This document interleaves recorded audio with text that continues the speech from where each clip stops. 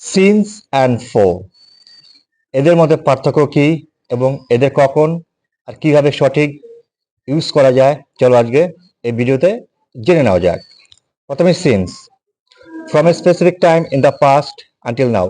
কোনো একটা কাজ পাস্টের স্পেসিফিক টাইমে শুরু হয়েছে বাট এখনো কন্টিনিউস চলছে, সেক্ষেত্রে আমরা এই সিন্সের ইউজ করব। চলো এক্সাম্পলস দিয়ে জিনিসটা ভালো করে বোঝা যাক। প্রথমেই I have lived here since 2010।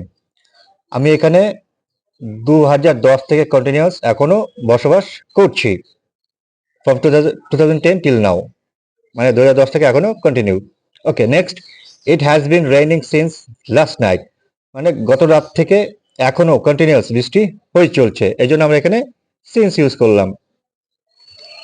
Okay, now for, use to show the duration of time how long something has continued, মানে কোনো একটা কাজ অতীতে শুরু হয়েছে আর কতক্ষণ ধরে চলছে, মানে ডিউরেশন অফ টাইম যেখানে মেনশন করা থাকবে সেখানে আমরা এই ফরের ইউজ করব। চলো এক্সাম্পলস দিয়ে জিনিসটা ভালো করে বোঝা যাক। She has been studying for 3 hours, সে 3 ঘন্টা ধরে কন্টিনিউয়াস পড়েই চলছে বা পড়াশোনা করছে, এই জন্য আমরা এখানে 3 ঘন্টা যেহেতু দেওয়া আছে টাইম ডিউরেশন, এই জন্য আমরা এখানে 4 ইউজ করলাম।